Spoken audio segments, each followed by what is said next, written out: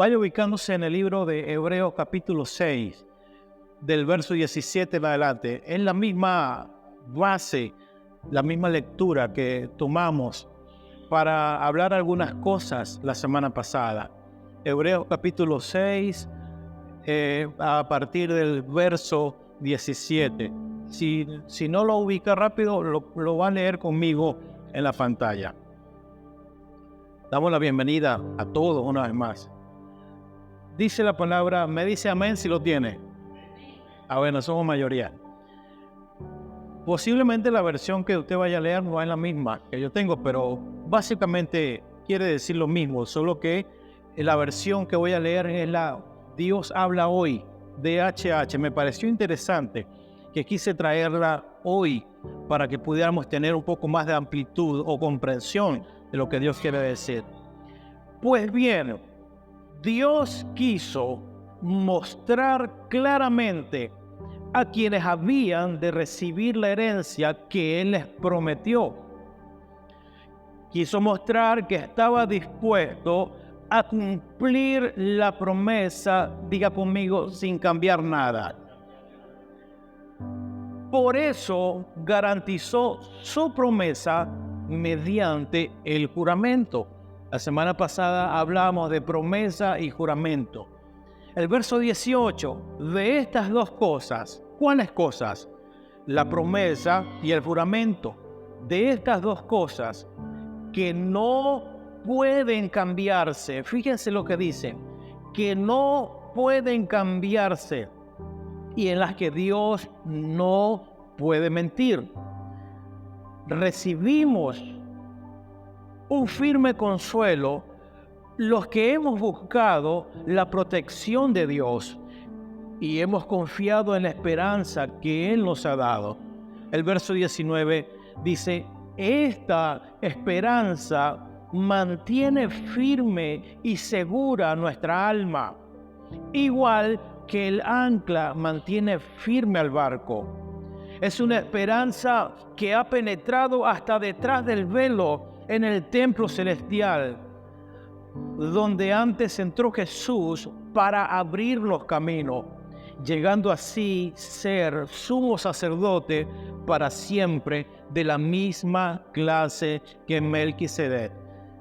Es una hermosa palabra en donde la semana pasada habíamos dicho que el consejo de Dios, y cuando hablamos del consejo de Dios estamos refiriéndonos a su palabra, a todo lo que nos ha hablado, a todo lo que la verdad eterna del Señor ha sido revelada a nosotros, que nunca falla. Dijimos que la verdad de Dios es que, diga conmigo, Él no miente. Él nunca miente. Por lo tanto, Dios no cambia. Hablábamos y hacíamos énfasis en eso, que Dios nunca cambia. Y decíamos también que a pesar de que muchas cosas a nuestro alrededor cambien, diga conmigo, Dios no cambia. Le doy un resumen rapidito para que vean la prédica del domingo pasado. Ahora bien, decíamos también, y hoy quiero reforzar esto, Dios es inmutable. Y eso significa que Dios no cambia, que la promesa de Dios y el juramento hecha primeramente a Abraham se mantuvo fiel así. Y el propósito del Señor jurar, y veíamos que Dios, que no tenía por quién jurar, porque no existe alguien por encima de Él, juró por sí mismo. Y es bueno decir que vemos a Dios jurando y eso nos llama la atención. Ahora, Dios no tenía por qué jurar, porque Él es verdad, porque Él es la verdad. Pero en vista de que el hombre necesitaba agarrarse de algo para creer algo, el Señor establece promesa y juramento. ¿Cuál es esa promesa? A Abraham le dijo, te bendeciré y te multiplicaré. Y el propósito de que Dios dejara constancia de que Él nunca cambia en la promesa que le dio, es para que quedara establecida para nosotros como evidencia de que Él así lo cumplió. de que lo que Él prometió se mantuvo fiel hasta el final. Tanto es así que hoy nosotros somos herederos de esa promesa, herederos espirituales de esa promesa. Somos hijos de Abraham espiritualmente. Quiero recordarles en esta mañana que es imposible que Dios mienta sobre estas dos cosas, promesa y juramento. A pesar de que nosotros podemos decir algo hoy, mañana o con el tiempo cambiarlo, Dios no es así. Dios no cambia. Repito, la mayor evidencia que tenemos hoy, gracias a Dios que está plasmado, es que todo lo que Dios dijo alrededor de la historia de la humanidad, lo cumplió. Fue cumplido en Cristo. Y que esa promesa que dio de nosotros ser hijos de Él, está cumplida, hermanos. Ya nosotros es una realidad, estamos y pertenecemos a Cristo. Esta inmutabilidad de Dios, el decir que Dios no cambia, tiene un sentido y tiene un propósito. Y el propósito es que podamos ver, que como ejemplo tomamos ahora en este mismo capítulo, que podamos ver que Dios permite tantas circunstancias alrededor de Abraham para que al final se dieran cuenta y hoy nosotros pudiéramos aprender que Él siempre cumplió. Ahora, Abraham cuando recibe la promesa, ¿cuántos años tenía? A ver, ¿quién sabe? Lo dimos el domingo. Muy bien. Félix contestó muy bien. Se merece otra ración adicional. 75 años. Imposible. Un hombre a los 75 años creo que por naturaleza es un poco complicado, hermanos. Aunque pudiera ser. Pero la mujer, a lo mejor el reloj biológico también estaba afectado. ¿Y cuándo nace Isaac? A la edad de 100 años tenía Abraham. Hermanos, vemos otra vez que lo que Dios prometió es una realidad y se hizo realidad para Abraham. Ahora, yo decía, no es que vamos a esperar 25 años orando para esperar que Dios cumpla. Yo no sé en qué momento va a cumplir el Señor. Y si se va a cumplir, es su soberanía, porque Dios no está atado ni obligado a cumplir los deseos profundos de nuestro corazón, por muy buenos que sean. Existe algo que se llama la voluntad de Dios, y en la voluntad de Dios, como es buena, agradable y perfecta, Él lo hace y Él lo cumple. Sé que es difícil escuchar y poder recibir que Dios no está comprometido con lo que yo quiero, sino que el compromiso de Dios es con su plan, es con su propósito, es con lo que Él ha dicho. Y si nuestra vida está enmarcada en ese propósito, por supuesto que lo va a hacer. Creemos que Dios suple, claro, Él suple, que es nuestro Padre, que tiene cuidado de nosotros. Y siempre ha sido así y lo hemos visto. Pero al final de cuentas el Señor está comprometido con su palabra, con lo que va a hacer. Repito, esta inmutabilidad tiene un objetivo. ¿Cuál es? Levante su mano. El propósito de que Dios nunca cambia es para que usted nunca se desanime. No se desanime. Vea el ejemplo de Abraham. 25 años después, a los 100 años, pero Dios le cumplió. Claro, lo importante acá es entender que el que Dios nunca cambia es para que en medio de cualquier circunstancia que podamos tener, siempre podamos recordar, no debo desanimarme, porque el día que Dios juró y prometió, Él cumplió. Y lo va a hacer con nosotros. Puede repetir conmigo, Dios tiene consuelo y esperanza para todos nosotros. Le puede predicar al que está en lo suyo y así me ayuda. Se le olvidó, Dios tiene consuelo y esperanza para nosotros. Dios tiene consuelo, hermanos. Esto tiene que ser una buena noticia para nosotros. Dios es consuelo, Dios es esperanza para nosotros. Aunque sé que vivimos en un mundo que constantemente cambia. Y probablemente quienes están en nuestro ámbito también cambian. Somos humanos, cambiamos. Pero en medio de esta, entre comillas, realidad temporal, en medio de este sistema tan cambiante y en medio de todas las cosas cambiantes de los hombres, es reconfortante hoy entender, por medio, obviamente, de su Espíritu que nos da revelación y claridad que está en nosotros, que desde la perspectiva de Dios las cosas nunca cambian y jamás cambiarán. Desde el pensamiento eterno de Dios, las cosas nunca cambian. Desde la eternidad todos fuimos pensados. ¿Cuántos saben eso? Estábamos en Él. Y en la realización de este plan, hoy podemos ver la consumación de eso. Estamos en Él, fuimos reconciliados, no teníamos mérito, pero aún así hoy somos hijos de Dios. Podemos decir, Dios cumple. Dios cumple, Dios no cambia. Porque si nos conocía ya y desde antemano nos había dado un predestino, había determinado un destino para nosotros, hermanos, hoy tenemos más evidencias para entender que Dios cumple, que Dios es el mismo, que Dios no cambia. Claro, la manera de relacionarse con nosotros, claro que cambia, pero en esencia Dios es el mismo. Porque Dios no se relaciona con nosotros como lo hacía en el antiguo pacto, con sombras, con tipos, con señales, con figuras. Hoy es una realidad, hoy estamos en este pacto eterno de amor y hoy se relaciona de otra manera con nosotros.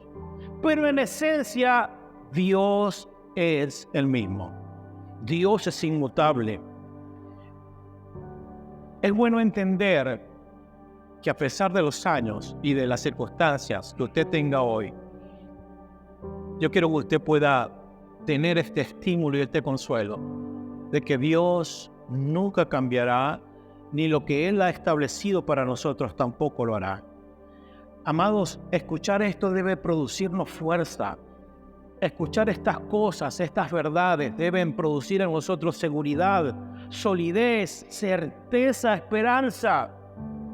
En que cuando escuchemos que Dios es inmutable, esto debe nutrir nuestro espíritu. Y hay unas expresiones aquí que es mi propósito, que podamos ver en los versículos que hemos leído. Hay 4 expresiones que quiero hoy compartir. Primero, Dios no puede mentir porque es imposible que lo haga. Esa es la primera expresión. Y cuando hablamos de que Dios no puede mentir, estoy diciendo que esto es una realidad absoluta. Dios no miente, esto es algo inalterable. Por más que los hombres cambien y que sean infieles, hay una realidad en la que Dios se mueve. Y de esa realidad hoy participamos. Dios no puede mentir. Y el apóstol Pablo, hablando de esta realidad y de la fidelidad de Dios, declara en Romanos 3:4, lo buscas, pero yo lo voy a leer para ganar tiempo. En esta realidad el apóstol Pablo, hablando de la fidelidad, dice, de ninguna manera Dios es siempre veraz, aunque el hombre sea mentiroso. Dios siempre es honesto, veraz. Dios siempre se mantiene igual, aunque el hombre cambie, aunque el hombre sea mentiroso. Y el apóstol Santiago, en el capítulo 1, versos 16 y 17, habla de la misma verdad. Dice, toda buena dádiva y toda perfecta bendición descienden de lo alto. ¿De dónde desciende tu bendición? De lo alto. No, pero díganlo seguro. Toda bendición viene de Dios. De Dios. No viene de alguien ni de otra cosa que usted haga. Toda dádiva y toda bendición descienden de lo alto, donde está el Padre que creó las lumbreras celestes, y quien no cambia ni se mueve como las sombras. ¡Wow! A esto se llama fidelidad de Dios.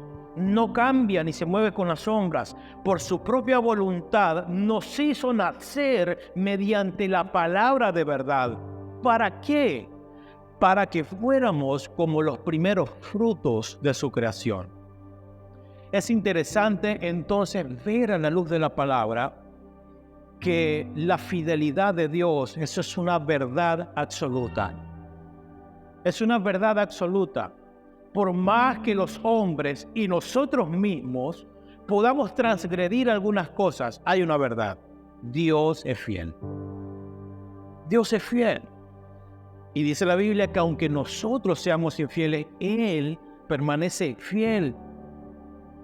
Y me llama la atención porque dice que Dios no tiene variación. No se mueve como la sombra. Dios no cambia.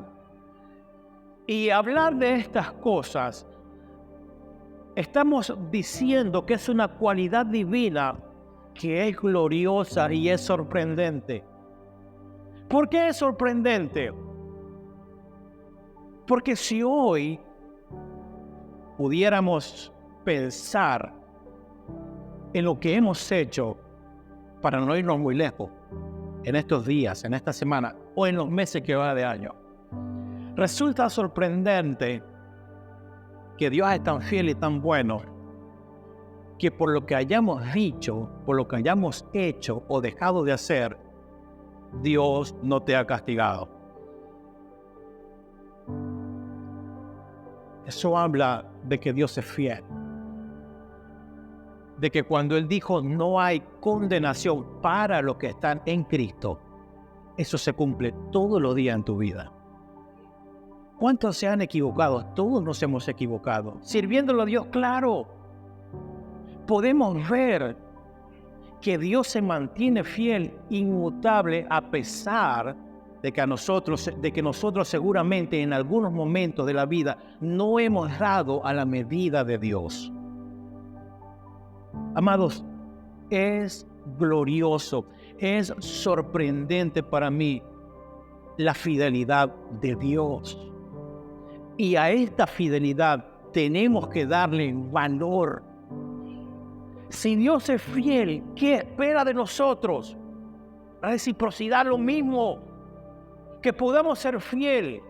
Claro, el apóstol Pablo dice que en este cuerpo, en esta tienda de campaña, ¿por qué una tienda de campaña? Porque una tienda de campaña se pone, se quita y se lleva. Así somos nosotros, dice el apóstol, estamos en esta tierra, pero en cualquier momento nos vamos. Sabemos que en nuestras debilidades, fragilidades y en esta humanidad nos vamos a equivocar. Pero hay un proceso del Espíritu en nosotros que se llama santificación. Y esa santificación está obrando en nosotros. ¿Por qué? Porque Él es fiel. Porque al instalar su Espíritu en nosotros, que ya reside de manera permanente, esa obra es llevada a cabo. Pero si este se equivocó, no importa. Él se mantiene fiel. Si pudiéramos hoy verdaderamente comprender y asimilar esta verdad, muchas de nuestras frustraciones tendrían un punto final. Muchos de nuestros miedos, de nuestros complejos, temores, dudas, tendrían que desaparecer por completo al entender que hay una máxima, una verdad absoluta. Dios es fiel y no miente. Eso tiene que darnos paz en esta mañana. Y las Escrituras nos dan amplios fundamentos para descansar en estas realidades eternas, en estas realidades celestiales. ¿Cuántos creen que Dios habla verdad?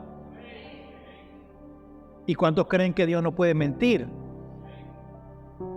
Dios no puede cambiar su palabra. No cambiará su palabra ni con Él mismo. ¿Por qué? Puede decir, porque Él es inmutable. Porque Él es inmutable, porque no cambia. Números 23:19 dice: Dios no es hombre para que mienta, ni hijo de hombre para que se arrepienta. Él dijo y no hará. Él habló y no lo ejecutará. Pregunta el escritor. Dios no es hombre para que mienta, ni hijo de hombre para que se arrepienta. Es decir, todo lo que Él dijo lo va a hacer. Y todo lo que Él habla siempre lo ejecuta. Ahora, es bueno saber que nosotros somos llamados también a crecer en esta verdad. Es bueno saber que nosotros estamos llamados a creer esta verdad, aunque nadie más la crea. Porque va a haber gente que no entiende esto, que no creerá en estas cosas, pero nosotros estamos llamados a creer la verdad, a vivir la verdad, a manifestar la verdad. Y cuando hablamos de que Dios es inmutable debido a su santidad, cuando Dios habla, Él no puede mentir. ¿Por qué? Porque Él es santo. Porque no hay mentira en su santidad. Porque el Señor nunca engaña. Porque nunca distorsiona. Porque jamás tergiversa, como a veces los hombres lo hacen.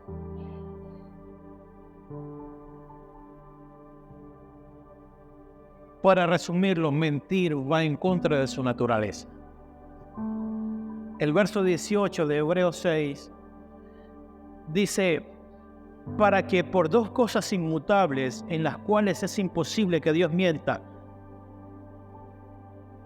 Cuando entendemos esto, miren la consecuencia de entender que Dios es inmutable, que es imposible que mienta. Esto tiene un porqué, y es para que tengamos un fortísimo consuelo los que hemos acudido para asirnos, para tomar de la esperanza puesta delante de nosotros. Esta versión dice: lo hizo así para que mediante la promesa y el juramento, que son dos realidades, wow, esto es mejor, que son dos realidades inmutables en las cuales Dios es imposible que mienta, tengamos un estímulo. Muy bien. No solamente, no es cualquier estímulo, porque podemos estar estimulados con muchas cosas, pero el estímulo que viene de Dios, dice, es poderoso. Para que tengamos un estímulo poderoso, los que buscando refugio, nos aferramos a la esperanza que está delante de nosotros. Parece que esto a lo mejor no puede tener sentido. Ya lo voy a explicar. ¿Qué es eso del refugio? Porque eso también tiene una explicación y ya se lo voy a mostrar. Pero es maravilloso poder leer estas cosas.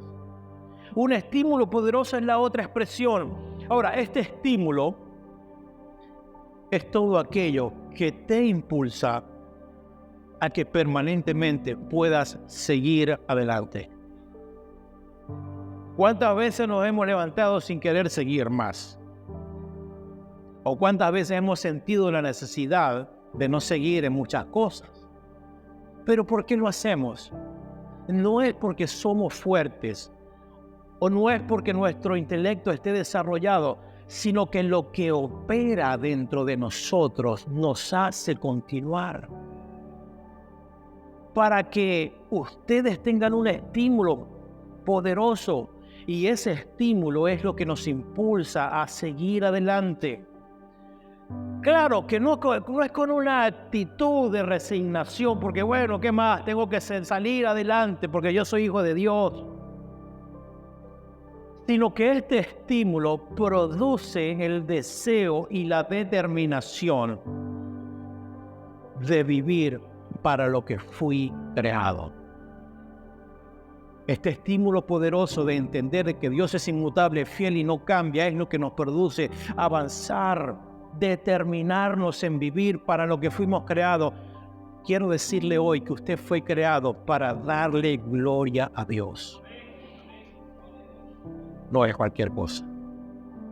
Para darle gloria a Dios. Y es válido preguntarle, no a los que están acá, sino a los que nos ven, ¿qué le están dando a Dios? Porque lo que estamos acá le estamos dando lo que Dios quiere. ¿Cuántos dicen amén? Y si no, ahora oramos al final. Ahora, si somos creados para la gloria de Dios, ¿qué le estamos dando a Dios? Es una pregunta de reflexión, no de acusación. Me llama la atención que el diccionario Strong define esta palabra, estímulo, la define como consuelo, como consolación. Y esa consolación resulta de las acciones de las palabras reconfortantes. El diccionario de la lengua española habla de esto y se refiere como a agente físico, químico, mecánico que desencadena una reacción funcional en el organismo. Es decir, algo que impulsa a obrar y a funcionar. Lo interesante de esto es que el escritor de la carta agrega este calificativo, este adjetivo de poderoso. Al estímulo le añade este adjetivo, poderoso, un estímulo poderoso. Repito, hay estímulos que humanamente en nosotros pueden funcionar en algunos momentos. Hay estímulos que nos pueden hacer salir adelante, pero funciona en algunos momentos. Pero en otras circunstancias nuestros estímulos propios no funcionan. ¿Por qué? Porque depende de muchos factores. Y la pastora, que es psicopedagoga, maneja mejor esto. Si queremos estimular a los niños, sé que hay diversas maneras, nosotros los adultos, pero no funciona siempre en las mismas situaciones porque dependen de los factores, del ámbito en que se encuentre la persona. Sin embargo, el estímulo que deriva de las realidades eternas de Dios, el estímulo que viene de Dios, que se desprende del juramento y la promesa, siempre puede levantar su mano conmigo. Nuestros estímulos se terminan, se acaban en momentos, pero el estímulo que viene de Dios, que desciende de lo alto, tendrá el poder de consolarte, de reconfortarte, de impulsarte y de activarte.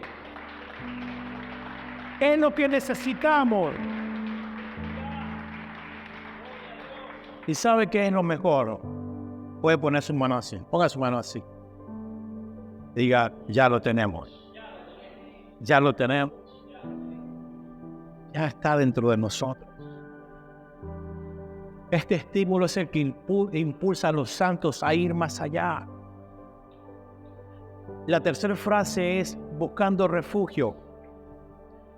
Para que entendamos el contexto de estas palabras, para que tengamos un estímulo poderoso en los que buscando refugio nos aferramos a la esperanza que está delante de nosotros, tenemos que saber que este estímulo, consuelo y esperanza para los que buscan refugio es comparado con unas ciudades refugios que se mandaron a construir, que Dios mandó específicamente en la ley de Moisés a construir.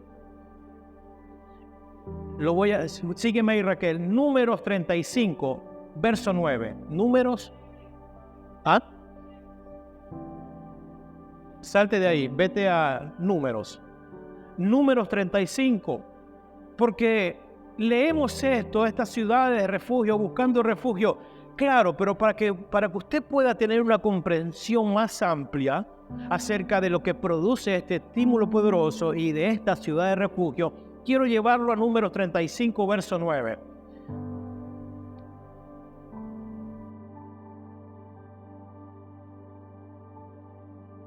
Habló Jehová a Moisés diciendo: habla a los hijos de Israel y diles: cuando hayáis pasado al otro lado del Jordán, a la tierra de Canaán, verso 11, os señalaréis ciudades de refugios tendréis, donde huya el homicida que hiciere a alguno de muerte sin intención.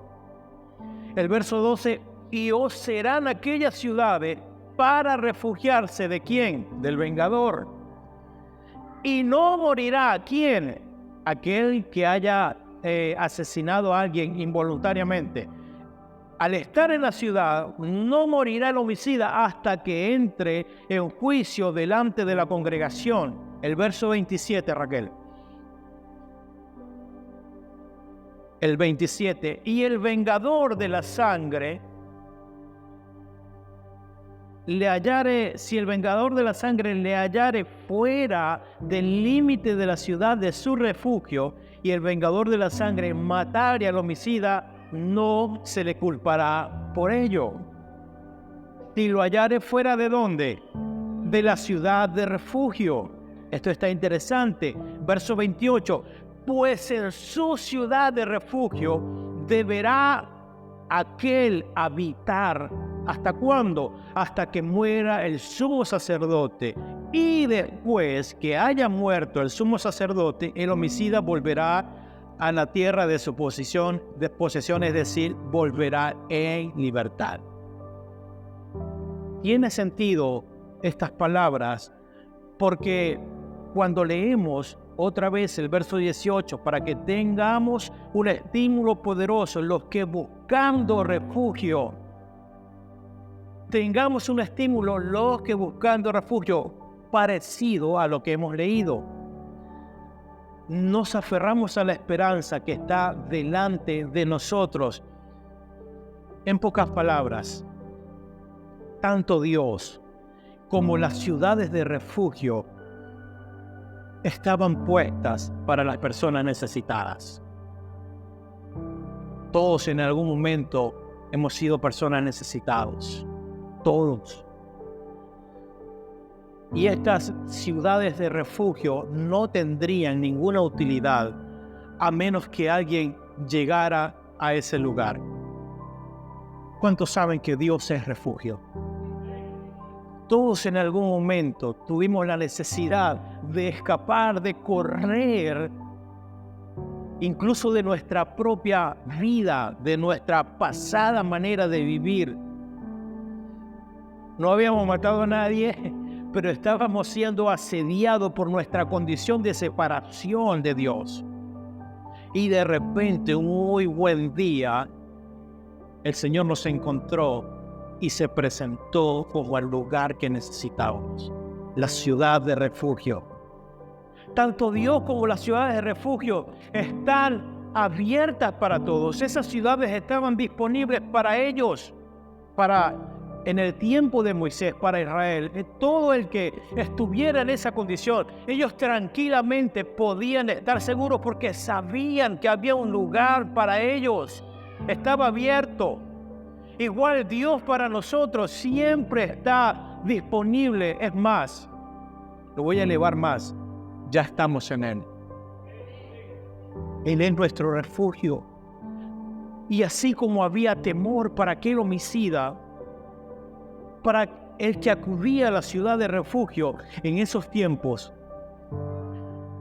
así también hay para nosotros refugios todos los días. De que el Señor es inagotable, de que su consejo permanece para siempre. Hablando de estas cosas, David escribe en Salmos 46, 1 y 2, y quiero que retenga esto para usted. Salmos 46, 1 y 2. Quiero que se lo lleve en su corazón.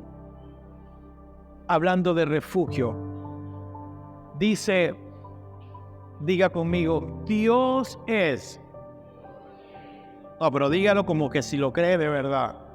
Más fuerte, Dios es. Ahí dice, ¿será? Ok, ese es. ¿En qué tiempo está? Wow. Ahora sí.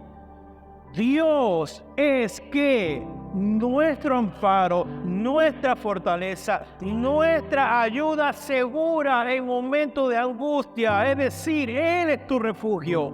El verso 2. Por eso, ¿por qué? Porque Él es nuestra ayuda, porque Él es nuestro amparo y fortaleza, nuestro refugio. Por eso no temeremos, aunque se demorone la tierra y las montañas se hundan en el fondo del mar. Déjalo hasta ahí. Y esto sí es una tragedia, ver a la tierra desmoronarse. Es una hipérbole, claro, pero es una comparación.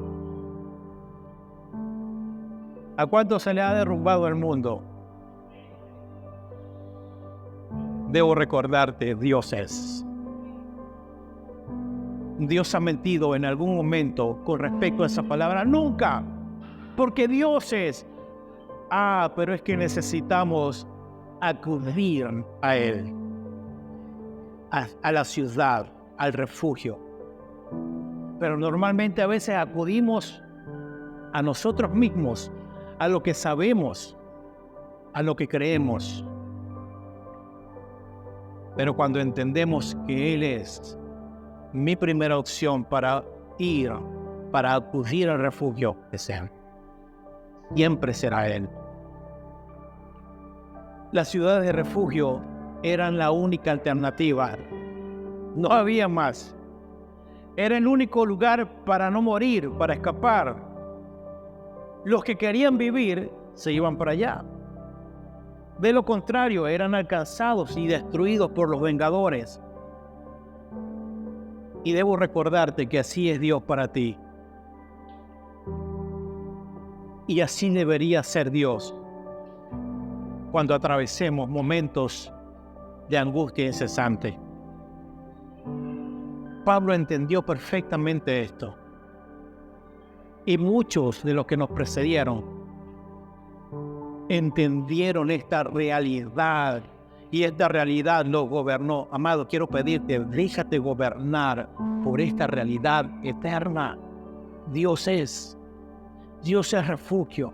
Si acudo a Él, verás que Él no miente. Verás que Él no cambia.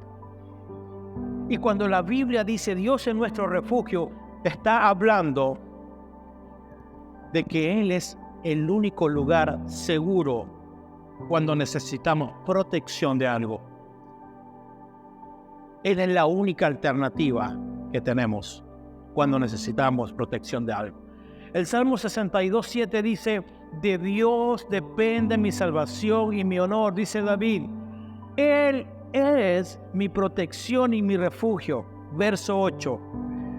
Pueblo mío, confía siempre en Él. Háblenle en oración con toda confianza, porque Dios es nuestro refugio. Se nos dice más. ¿Qué debo hacer en momentos difíciles? Crean en Él. El salmista dice, háblenle a Él. En oración, con toda confianza, porque Él es nuestro refugio. Diga conmigo, Dios es mi refugio. Dígalo otra vez, Dios es mi refugio. Ahora, no significa que nunca tendremos problemas. Aquí se complica la cosa. Aquí se tranca el serrucho. Porque el que sea mi refugio no nos está diciendo que Él nos librará siempre de algunas situaciones. Porque la palabra, la Biblia está llena de estas cosas. De tribulaciones, de sufrimientos, por lo que todos pasaron. Pregunto hoy, ¿Jesús fue librado de todo el camino tortuoso para llegar a la cruz? No. Pero a pesar de eso, Él sigue siendo refugio. Quizás no seremos librados de ciertas situaciones peligrosas. Y me llama la atención, hablando de esto, que Jesús un día condujo a sus discípulos a una barca. ¿Y qué pasó en esa barca? Esa barca fue zarandeada, movida por una tormenta. Y Él sabía lo que iba a acontecer.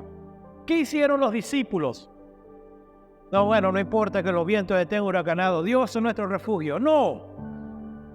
Estaban asustados. Estaban preguntando dónde está el maestro. Estamos siendo atacados en el mar por estos vientos, por estas olas, por esta tempestad.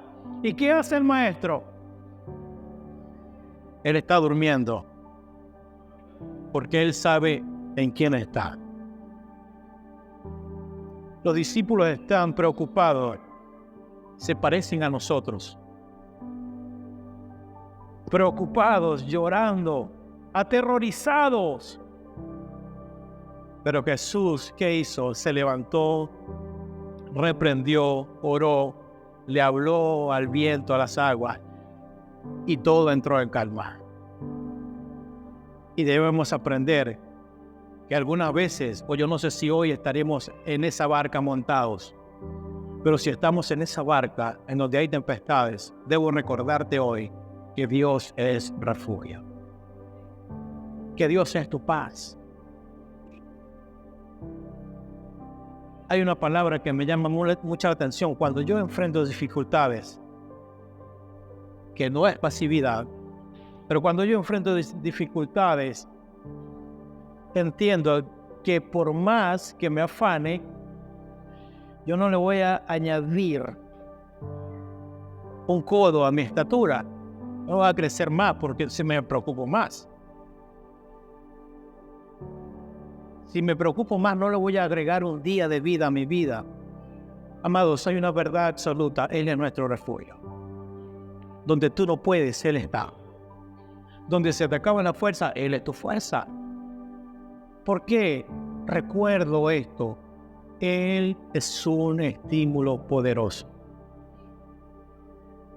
En manos del Señor es mejor todo. Cuando estamos en la voluntad de Dios, cuando estamos en la voluntad de Dios, tú puedes enfrentar lo que sea. Incluso las situaciones más peligrosas, como los discípulos. Podemos, ¿por qué? Porque Dios está en nosotros. Porque lo que necesitamos, Él ya lo tiene. Y lo más importante, porque Él nunca miente. Por esta razón, quiero que le diga al que está a su lado, no te desanimes. Pero dígaselo con convicción, no te desanimes. Dígale, Dios te lleva de gloria en gloria. Dígale, Dios te lleva en aumento. ¿Por qué tenemos que preocuparnos? Tenemos como firme y segura ancla del alma, y con esto cierro. ¿Cuántos tienen hambre? Dígame la verdad, ¿cuántos tienen hambre? Bueno, voy a seguir predicando porque estoy hablando de un hambre espiritual, no de otra cosa. Bueno, hay más porción. Tenemos como firme y segura el ancla de nuestra alma. Ahora, cuando el escritor habla de esto, inequívocamente nos está planteando un escenario. ¿Para qué se usa el ancla? A ver. Muy bien. Los barcos tienen ancla, ¿verdad? Es más, los botes, cuando vamos a la playa, ¿cuántos han ido a la playa? Todos. Cuando vamos a la playa, vemos los botecitos que están allá, y las olas van y van. Hermano, y los tipos ponen los botes lejos, o para que nadie se los vaya a robar. El que no sabe nadar perdió el año. No puede hacer nada. Ahora, ¿de dónde se fija ese bote? ¿Qué dispositivo posee el bote? Un ancla. Él está firme ahí. Usted se regresa de la playa y va al otro día y el botecito está ahí. Porque eso lo sostiene un ancla. Y este dispositivo hace que todas las embarcaciones se mantengan seguras en el muelle. Están seguras, permitiendo así que las corrientes de aguas no lo arrastren, que no se vaya a la deriva, sin rumbo.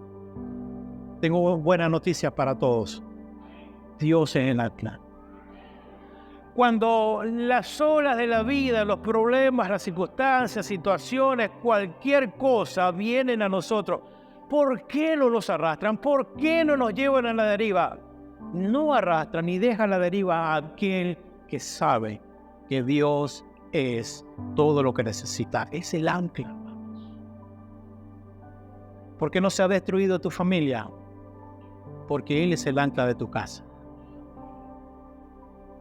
¿Por qué, a pesar de que hemos vivido situaciones difíciles, no hemos sido destruidos? Porque Él es, porque Dios es nuestra ancla segura, firme. El ancla era usada como una figura en la antigüedad para hablarle a la gente de que había esperanza. En el mundo antiguo se hablaba del ancla para eso. Y hoy no es una excepción. Hoy debo recordarte que nosotros estamos anclados en algo, mejor dicho, en alguien que es firme. Y ese alguien es Cristo. Ahí estás anclado, hermano. Que lo demás va de mal en peor, no importa. Tu ancla es Él. Es Cristo. Pastor, pero es que el paciente no mejora, está más enfermo. No te preocupes. Mi deber hoy es recordarte que Dios es inmutable. Debo recordarte hoy que lo que dijo lo hará y que lo que habló lo ejecutará. Por lo tanto, Él es todo. Él es el ancla en nuestras vidas. El problema está en que el ancla no se ve. El ancla es espiritual. Y que muchas veces quisiéramos que Dios pudiera hacer cuando quiero, cuando deseo. Pero el ancla no se mueve por ese tipo de corrientes, sino que Él hace en el momento preciso, justo y perfecto. Pero Él hará, pero Él obrará. Pero cuando sucede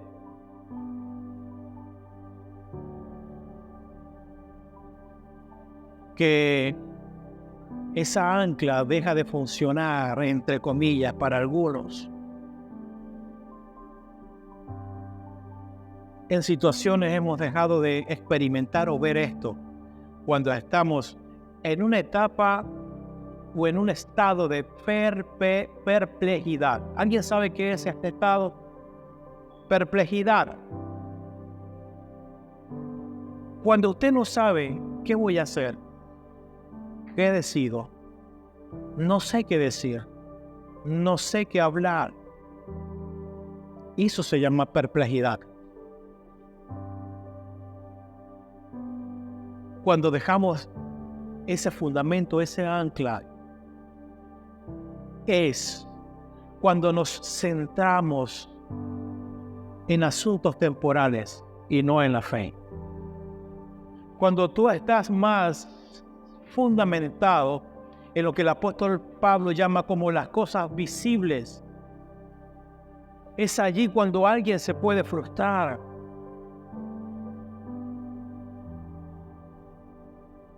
Hay algo que me gustó y quiero hoy decirlo. No siempre se va a sanar el enfermo. No siempre prosperará el justo.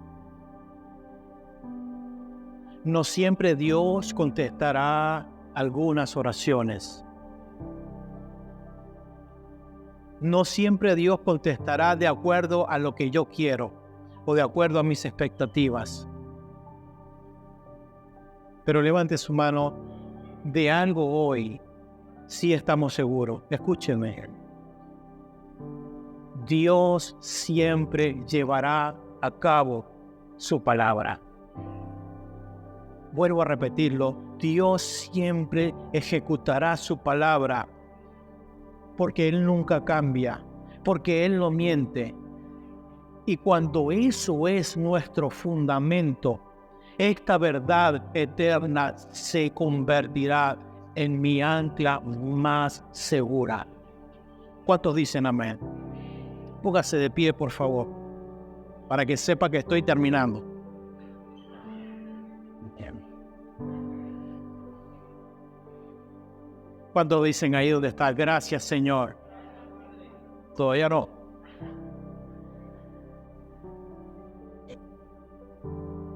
El Señor hoy tiene un propósito y es recordarnos que estamos anclados en algo firme, en algo que no es movible, en algo que no es circunstancial. No tengamos angustia, que no haya temor en nosotros por cualquier razón, que no haya angustia ni temor en nosotros.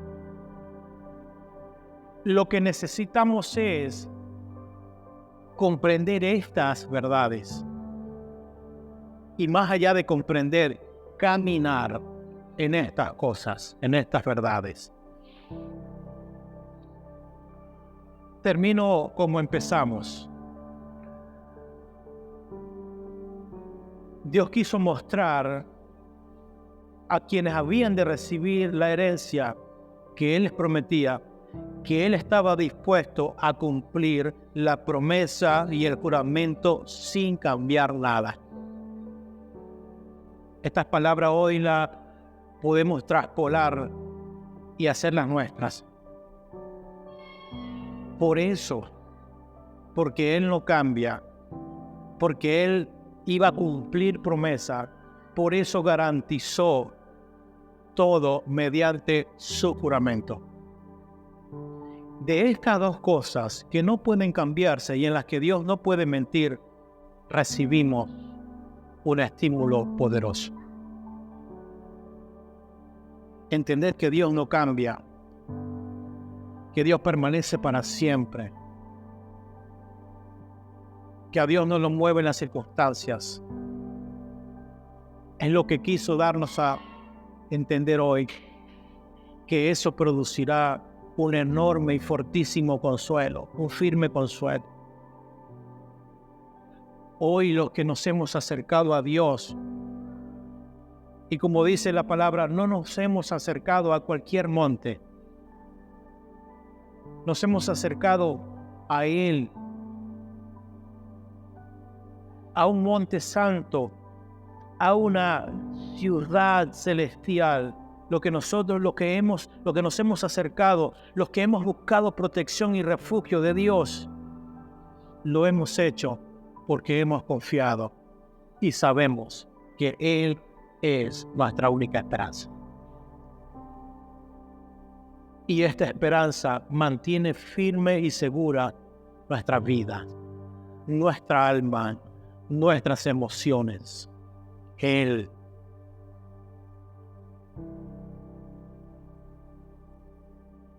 Es una esperanza que ha penetrado hasta detrás del velo en el templo celestial. Eso significa que en el antiguo pacto nadie tenía acceso.